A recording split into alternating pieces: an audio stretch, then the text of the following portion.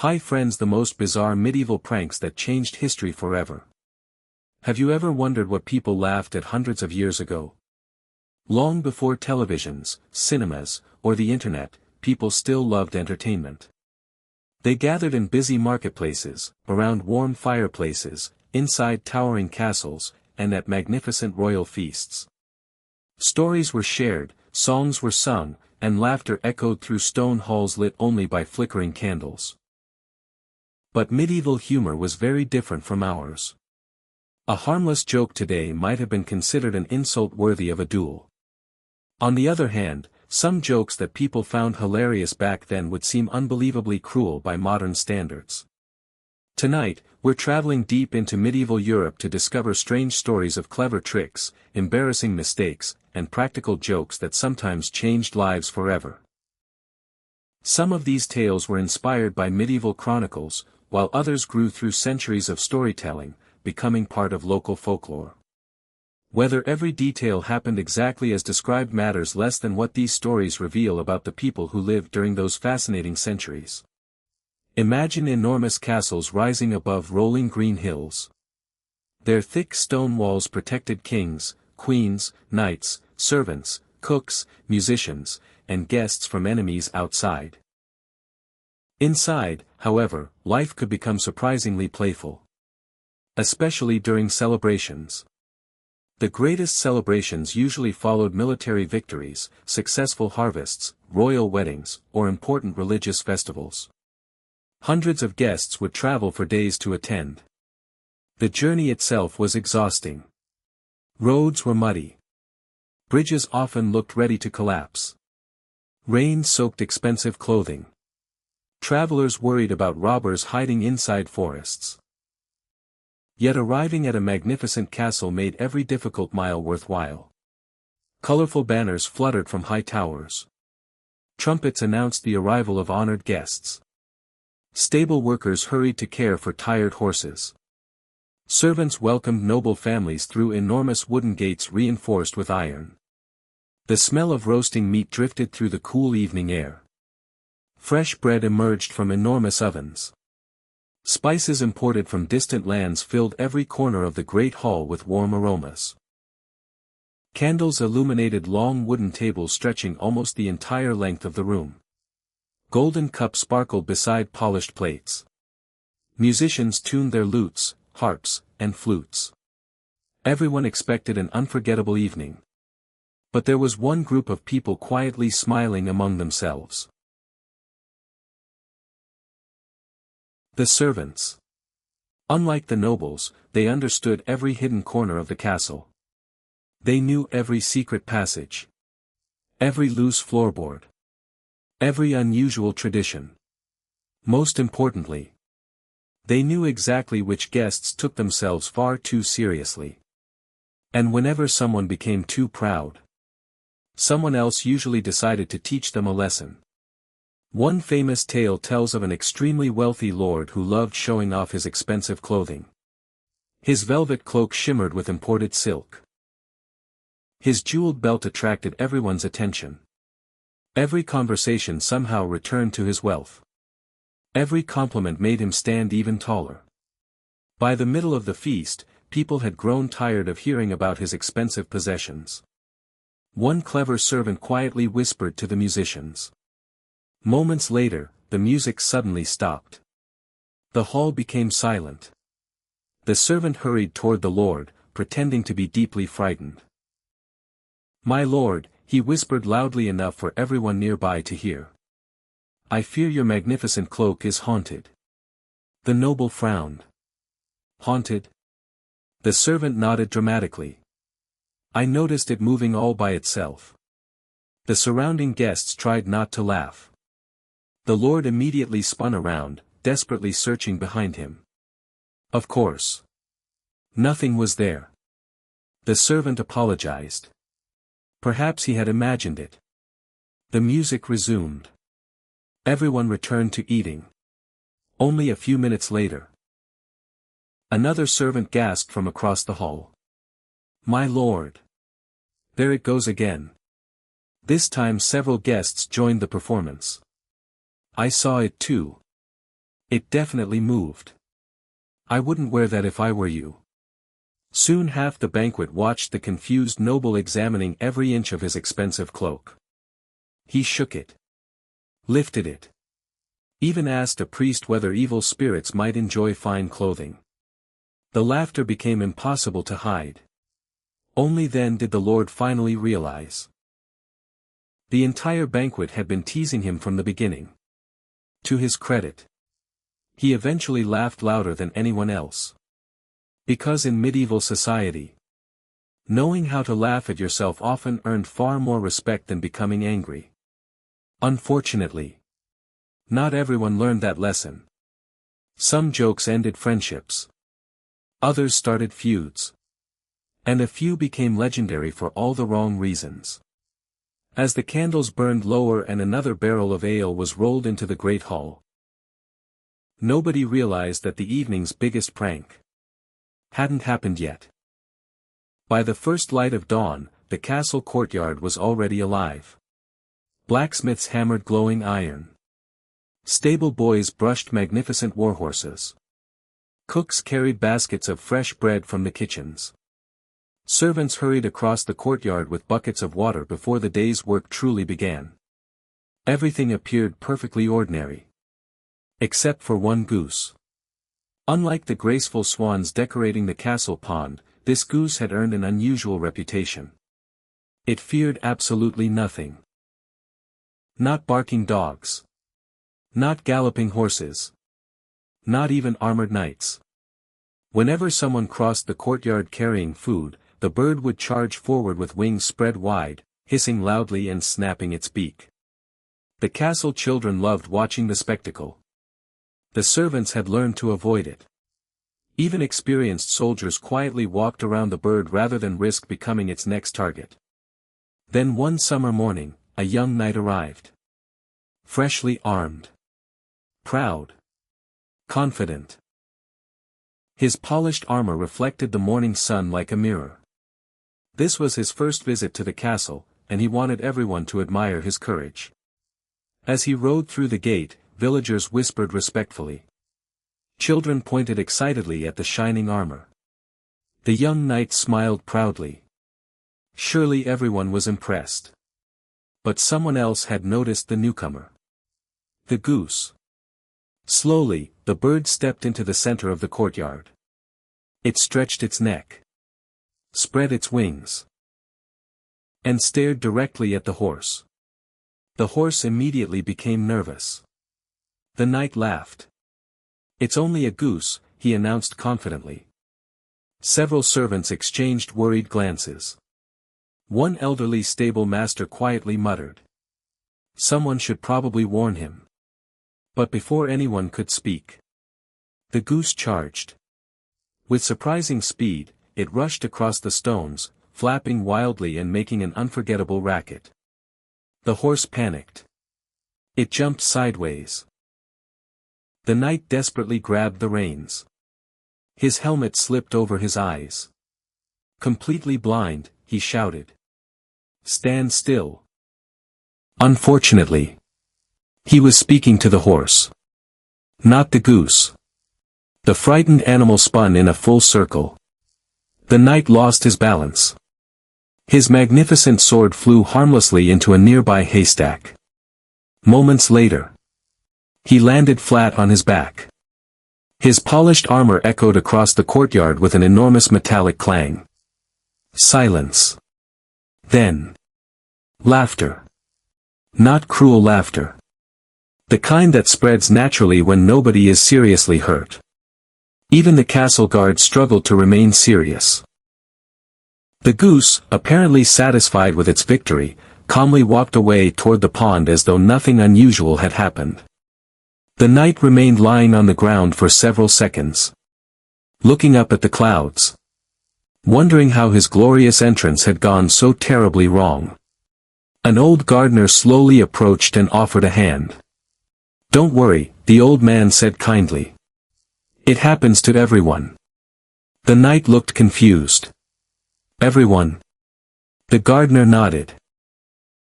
"That goose has defeated more knights than any battlefield. More laughter filled the courtyard. This time, the knight smiled. Then he laughed too. From that day forward, he stopped boasting about his bravery.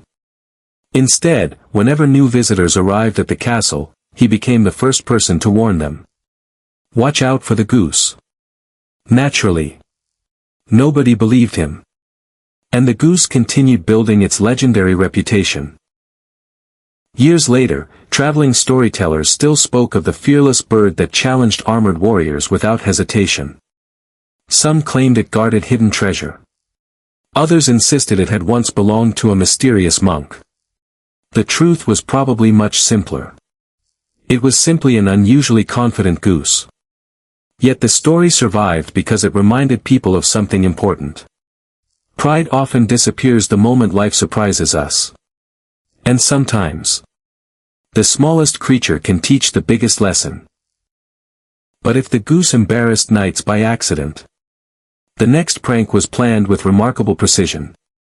It took place inside a quiet monastery, where laughter was rare, silence was expected. And one clever novice discovered that even the strictest monks could be fooled. As the seasons changed, our journey takes us away from noisy castles and lively banquets. This time, we arrive at a quiet monastery hidden deep within rolling green hills. Stone walls surrounded peaceful gardens. Fruit trees stretched toward the sky.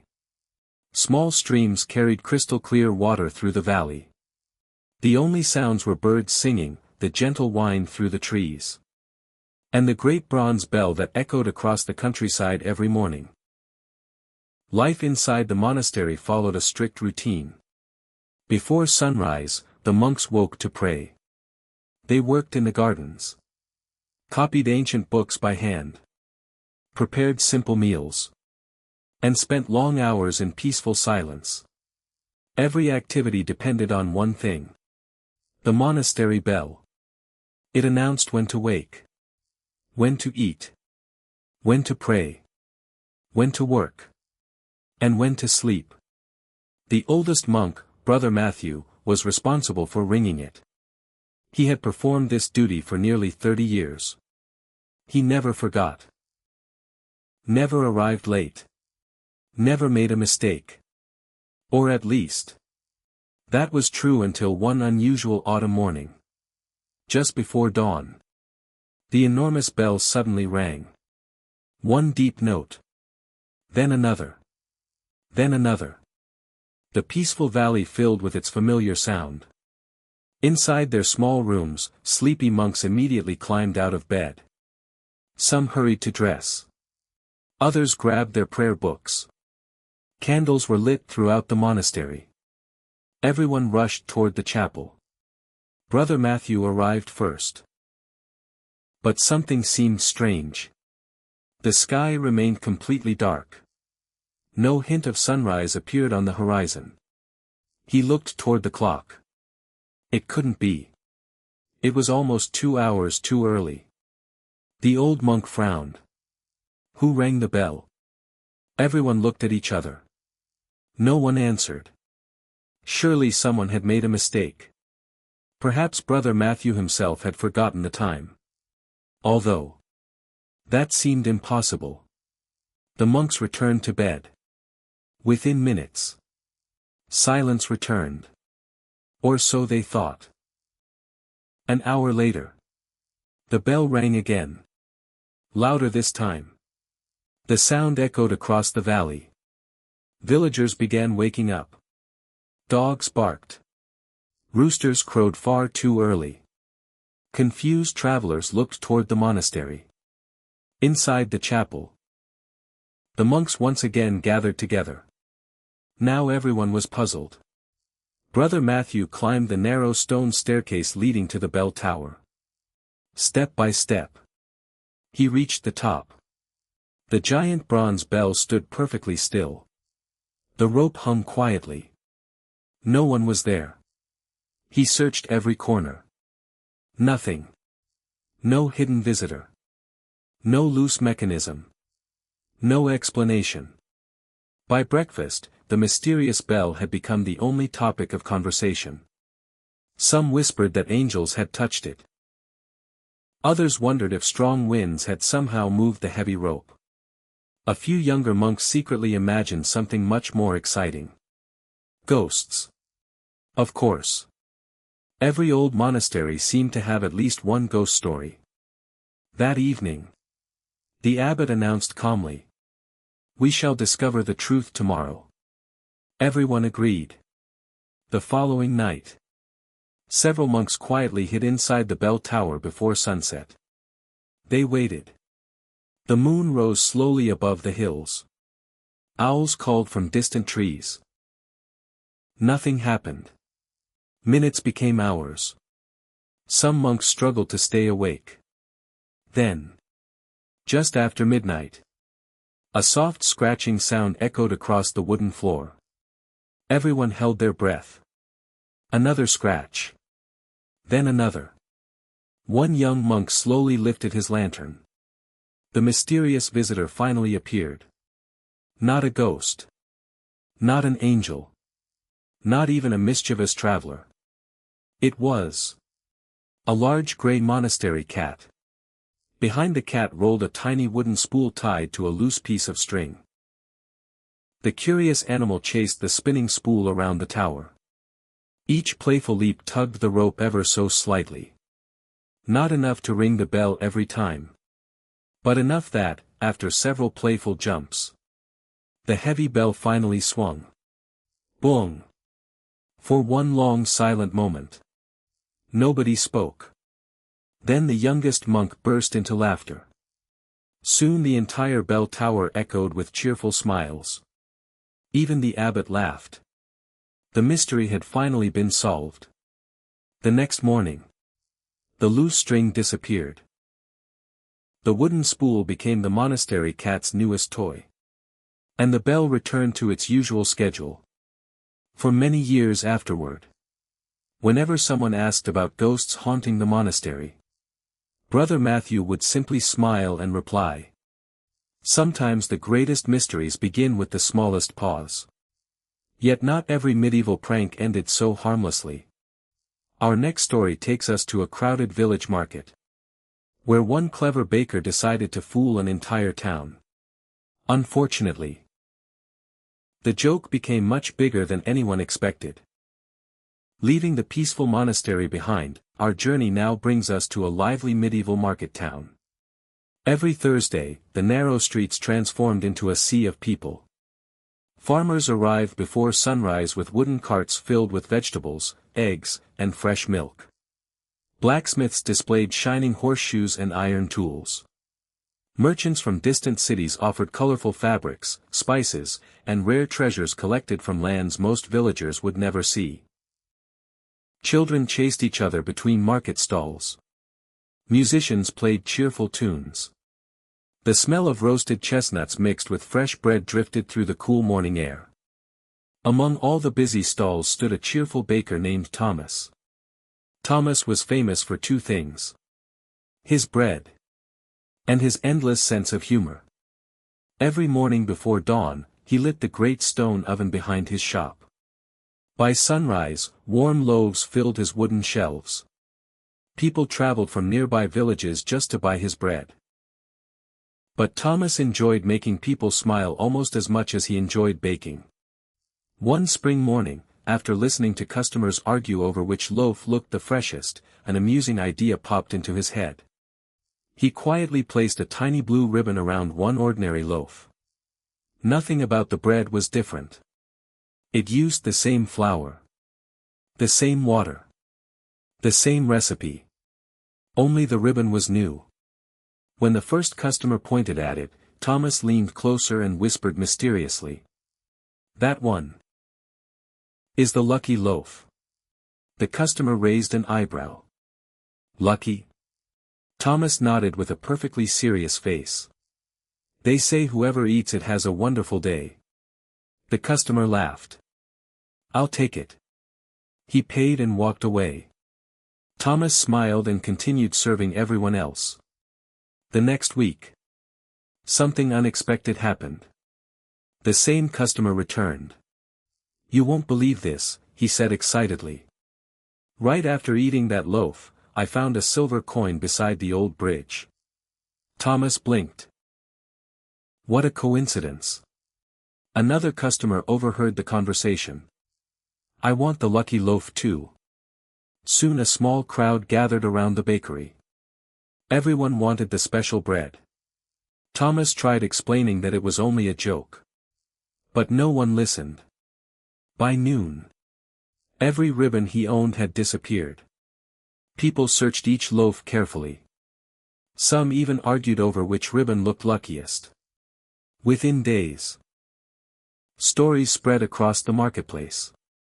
One farmer claimed his cow produced more milk after eating the lucky loaf. A merchant insisted he sold every piece of cloth before sunset. A young couple believed the bread had brought them good fortune because it rained just after they planted their crops. The stories grew more unbelievable with every retelling. Soon travelers arrived from neighboring towns asking the same question. Do you still have the lucky loaf? Thomas couldn't believe what he had started. One evening, he gathered several regular customers. I have something important to confess. Everyone leaned closer. There is no magic. The ribbon means nothing. The bread is exactly the same. Silence filled the bakery. Then an elderly woman smiled. We know. Thomas looked surprised. You know. She laughed softly. Of course. But every Thursday, your little story makes everyone smile. Another customer nodded. People leave your shop happier than when they arrived. A blacksmith added. And perhaps that happiness is the real good luck. Thomas stood quietly for a moment. Then he laughed. Maybe the ribbon had never been magical after all.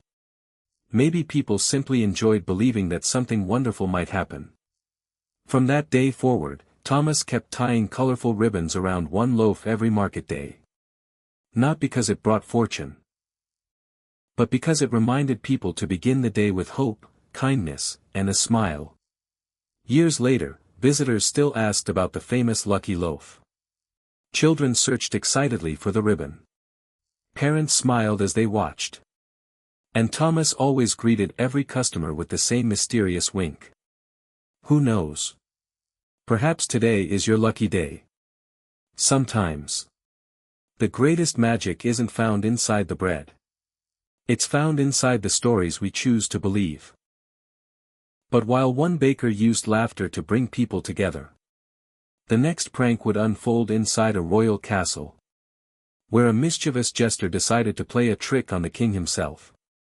And unlike the lucky loaf, this joke carried a very real risk. The jester who outsmarted the king. As stories of the lucky loaf spread across the countryside, our journey now leads us to one of the grandest castles in the kingdom. Unlike the noisy marketplaces, the royal court followed strict rules. Every noble knew exactly where to stand. Every servant knew exactly when to speak. Every guard remained perfectly still. And every visitor understood one important truth. You never made fun of the king. Well, almost never. There was one man allowed to do what no one else dared. The royal jester. His name was Oliver. He wore a colorful outfit stitched from bright red, green, and golden fabric. Tiny silver bells jingled from the tips of his hat. Wherever he walked, smiles followed. Unlike the knights, Oliver carried no sword. Unlike the ministers, he held no political power. Yet everyone in the castle listened whenever he spoke. Because a clever joke could reveal truths that serious speeches never could. King Edward admired Oliver's wit. The king often challenged him with impossible questions. If you are truly the cleverest man in my court, the king once declared. Surprise me. Oliver smiled politely. Your Majesty, he replied. Be careful what you wish for. Several days passed. Nothing unusual happened. The king almost forgot the conversation. Then, one cool autumn morning, the royal servants rushed through the castle in complete confusion. The king's magnificent golden crown had disappeared. The royal chamber was searched from floor to ceiling. Every cabinet was opened. Every curtain was lifted. Every chest was unlocked. Nothing. The captain of the guards questioned every servant. No one had seen anything suspicious. Whispers spread through the castle. Had thieves entered during the night? Was it an enemy kingdom? Or perhaps someone inside the castle had stolen it. The king remained surprisingly calm. "No one leaves the castle," he ordered. "We shall solve this together." Hours passed. The search continued. Meanwhile, Oliver quietly wandered through the halls, humming cheerful tunes as though nothing unusual had happened. Some servants grew suspicious. Others simply rolled their eyes. It must be another one of Oliver's strange games. By evening, the king summoned everyone into the great hall. The atmosphere was tense. The crown was still missing. The king looked around the room. No one is accused. But someone knows something. Silence filled the hall. Oliver stepped forward. "Your Majesty, I believe I can find the crown." The room became perfectly still. The king nodded. "Proceed." Oliver requested one unusual item. A large wooden barrel. When it arrived, he carefully placed it in the center of the hall. He then covered it with a thick velvet cloth. "My friends," Oliver announced dramatically. "Inside this barrel lives a magical bird." Several nobles exchanged puzzled glances. "The bird," Oliver continued, "can identify anyone who has touched the missing crown."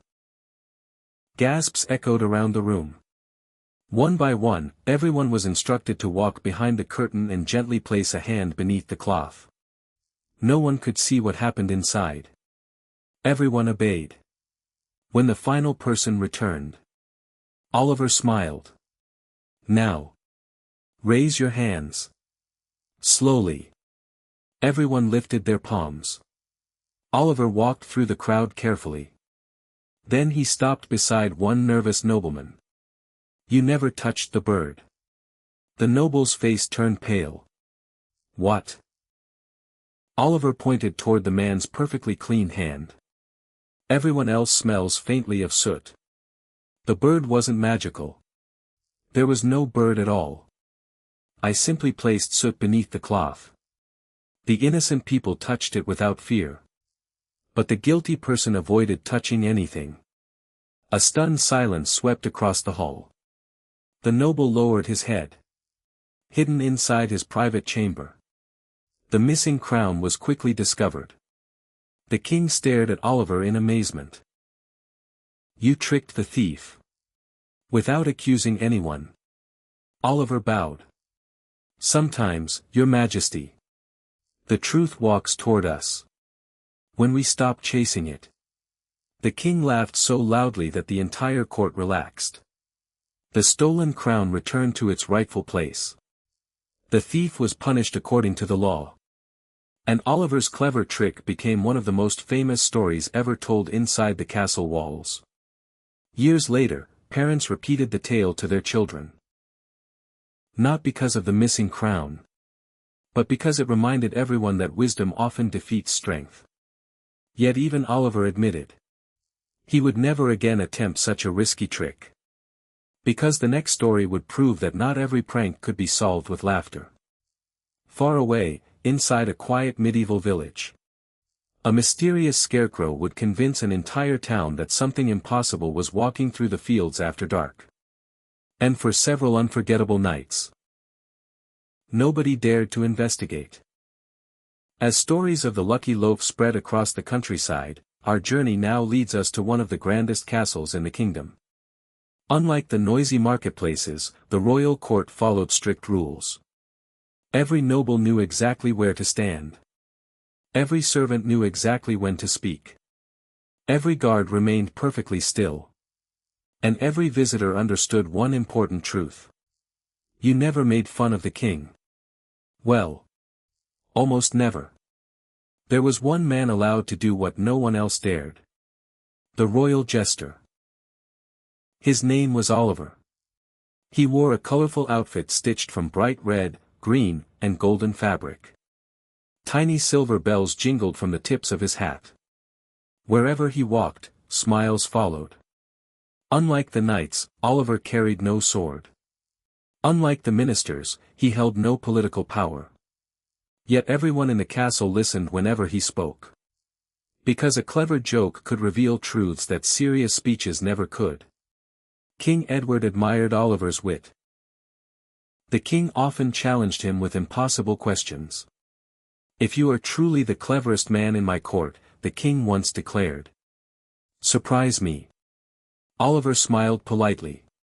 "Your Majesty," he replied. "Be careful what you wish for." Several days passed. Nothing unusual happened. The king almost forgot the conversation. Then, one cool autumn morning, the royal servants rushed through the castle in complete confusion. The king's magnificent golden crown had disappeared. The royal chamber was searched from floor to ceiling. Every cabinet was opened. Every curtain was lifted. Every chest was unlocked. Nothing. The captain of the guards questioned every servant. No one had seen anything suspicious. Whispers spread through the castle. Had thieves entered during the night? Was it an enemy kingdom? Or perhaps someone inside the castle had stolen it. The king remained surprisingly calm. "No one leaves the castle," he ordered. "We shall solve this together." Hours passed. The search continued.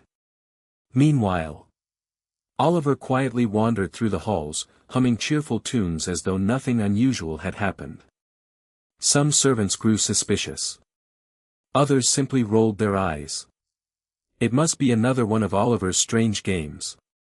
By evening, the king summoned everyone into the great hall. The atmosphere was tense. The crown was still missing. The king looked around the room. No one is accused. But someone knows something. Silence filled the hall. Oliver stepped forward. "Your Majesty, I believe I can find the crown." The room became perfectly still. The king nodded. "Proceed." Oliver requested one unusual item. A large wooden barrel. When it arrived, he carefully placed it in the center of the hall. He then covered it with a thick velvet cloth. "My friends," Oliver announced dramatically. "Inside this barrel lives a magical bird."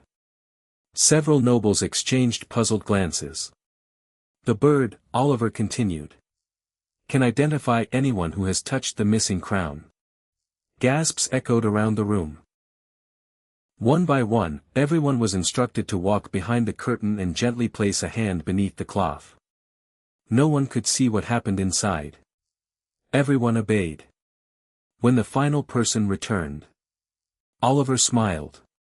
"Now, raise your hands." Slowly. Everyone lifted their palms.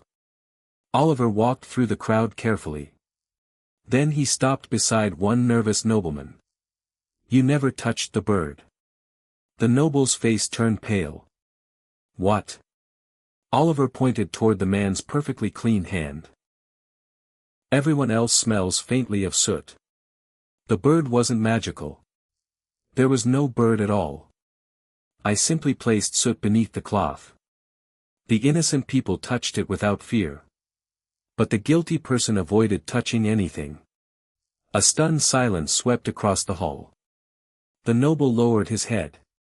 Hidden inside his private chamber, the missing crown was quickly discovered. The king stared at Oliver in amazement. "You tricked the thief." "Without accusing anyone." Oliver bowed. "Sometimes, Your Majesty. The truth walks toward us. When we stop chasing it." The king laughed so loudly that the entire court relaxed. The stolen crown returned to its rightful place. The thief was punished according to the law. And Oliver's clever trick became one of the most famous stories ever told inside the castle walls. Years later, parents repeated the tale to their children. Not because of the missing crown, but because it reminded everyone that wisdom often defeats strength. Yet even Oliver admitted he would never again attempt such a risky trick. Because the next story would prove that not every prank could be solved with laughter. Far away, inside a quiet medieval village, a mysterious scarecrow would convince an entire town that something impossible was walking through the fields after dark. And for several unforgettable nights, nobody dared to investigate. As the tale of the walking scarecrow slowly became another favorite fireside story, life across the kingdom returned to normal. Harvest season had ended. The granaries were full. Wine barrels lined the castle cellars. It was time for the biggest celebration of the year. The harvest feast. Guests arrived from every corner of the kingdom.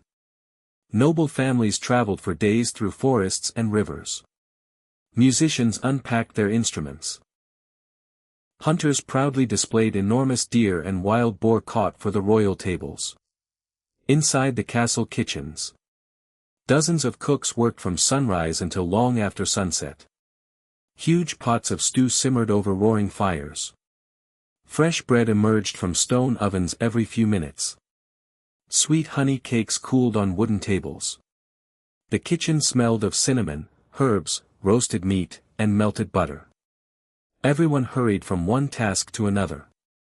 Except one young kitchen apprentice. His name was Henry. Henry was cheerful, hard-working, and endlessly curious. Whenever the cooks weren't looking, he enjoyed harmless little jokes. Nothing dangerous. Nothing cruel. Just enough to make tired workers laugh. One afternoon, while preparing dozens of meat pies for the evening banquet, Henry noticed one enormous pie sitting alone on the table. It was unlike the others. Nearly as wide as a wagon wheel. Decorated with beautiful pastry leaves and tiny golden birds. It was meant for the High Duke himself. An idea suddenly appeared in Henry's mind. What if? He quietly whispered to another apprentice. What if we hide something funny inside? His friend looked nervous. Not the Duke's pie. Henry laughed. Only something harmless. After a moment of thinking, he carefully baked a tiny wooden spoon into the center of the pie. The spoon was perfectly clean. It couldn't hurt anyone. His plan was simple. When the Duke cut the pie, everyone would wonder how a spoon had mysteriously ended up inside. The cooks knew nothing about Henry's secret. By sunset, the magnificent feast began. Hundreds of candles illuminated the great hall. Long tables overflowed with food. Golden goblets sparkled beneath colorful banners. Laughter echoed beneath the high wooden ceiling. Finally, the enormous pie was carried into the hall. For servants struggled beneath its weight. The musicians stopped playing. Everyone watched. The Duke smiled proudly. This, he announced, must be the finest pie ever baked. Henry stood quietly near the kitchen door, trying very hard not to smile. The Duke lifted his silver knife. Slowly, he sliced through the flaky crust. The hall became silent. Then, clink. The knife struck something hard. The Duke frowned. What is this? Carefully reaching inside, he pulled out a tiny wooden spoon. For a long moment, nobody spoke. Then one little princess sitting beside her grandmother burst into laughter. It looks like the pie came with its own spoon. Soon, the laughter spread across the hall. Even the musicians began smiling. The Duke examined the spoon, then looked toward the kitchen. I suppose, he said with a grin, our cooks wish to save the servants a trip. The entire hall erupted with laughter. Henry relaxed. His harmless joke had worked perfectly. Or so he thought. The following morning, every kitchen apprentice wanted to create their own funny surprise. One suggested hiding an apple inside a loaf of bread. Another wanted colorful ribbons baked into cakes. The head cook immediately gathered everyone together. He folded his arms. There will be no more surprises. The apprentices lowered their heads. The old cook smiled gently. A joke succeeds because it's unexpected. If every meal becomes a prank, no one will enjoy dinner anymore. Henry nodded. He finally understood. Even the funniest joke loses its magic when repeated too often. Years later, visitors still spoke of the famous harvest feast. Some remembered the delicious food. Others admired the beautiful music. But almost everyone remembered the mysterious spoon hidden inside the Duke's pie. It became one of those stories that grew slightly more unbelievable each time it was told. Some claimed it was a silver spoon. Others insisted it had been made of gold. One storyteller even claimed a tiny bird had flown out of the pie instead. History has a curious habit of improving a good story. But if one wooden spoon could make an entire banquet laugh. Our final tale is about a prank so clever that people argued for years over whether it had really happened at all. It involved a mysterious letter, a sleepy messenger, and a king who accidentally gave orders to himself. As our journey through medieval Europe nears its end, we arrive at one final story. Unlike the noisy feasts or the mysterious scarecrow, this tale begins with something much quieter. A single letter. In the Middle Ages, written messages were precious. Very few people could read or write.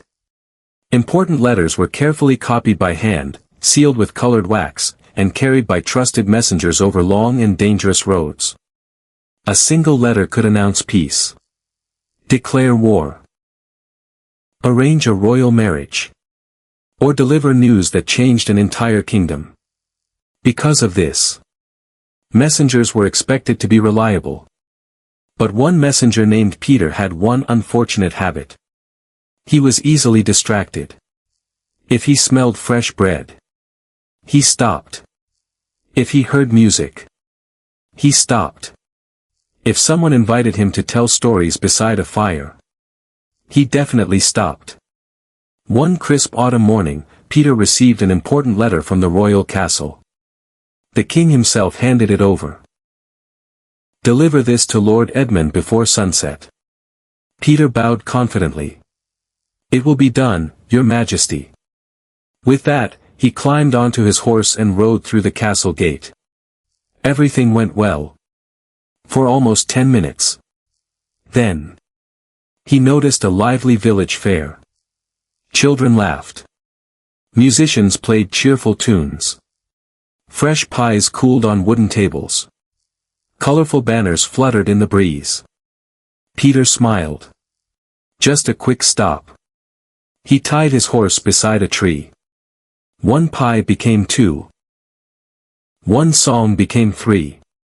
One conversation became an entire afternoon. By the time he remembered the royal letter, the sun was already sinking below the hills. Panicking, Peter hurried back onto the road. Darkness arrived quickly. Unable to reach Lord Edmund before nightfall, he decided to rest at a nearby inn. The following morning, he finally delivered the letter. Lord Edmund carefully broke the royal seal. He unfolded the parchment. Then frowned. The letter contained only one sentence. If this letter arrives late, please send the messenger straight back to me. Peter's heart nearly stopped. Lord Edmund looked up. Then, he smiled. I believe His Majesty expected this might happen. Peter returned to the castle feeling terribly embarrassed. The king welcomed him with surprising kindness. So, the king asked, did you enjoy the village fair? Peter looked down. You knew. The king laughed softly. My dear Peter. You stop at every fair. I simply wanted to see whether you could resist this time. The entire royal court burst into laughter. Even Peter couldn't help smiling. From that day forward, whenever he carried an important message, he avoided every fair, every bakery, and every storyteller along the road. At least, most of the time. Years later, travelers still repeated the tale of the messenger who accidentally proved the king right. Some claimed the letter had traveled across 3 kingdoms. Others insisted Peter became the fastest messenger in Europe afterward. The truth, like many medieval stories, probably became a little larger with every generation. But perhaps that's exactly why these tales survived. Not because every detail was perfectly true, but because they captured something timeless about human nature. People have always laughed. They have always made mistakes. They have always played tricks on one another. Sometimes those tricks ended in laughter. Sometimes they taught valuable lessons. And occasionally, they became stories remembered for centuries. As the castle fires slowly faded into glowing embers, and the last candles flickered inside ancient stone halls, the musicians packed away their instruments. The servants closed the heavy wooden doors. The villagers walked home beneath a sky filled with countless stars. And somewhere in the quiet countryside, perhaps an old scarecrow still swayed gently in the wind. A goose still guarded its favorite corner of the courtyard. And a baker quietly tied a colorful ribbon around one ordinary loaf of bread. Ready for another market day. Thank you for joining me on this journey through the lighter side of medieval history. Until next time. May your travels be safe. Your stories be unforgettable. And may every joke you share leave everyone smiling. Good night.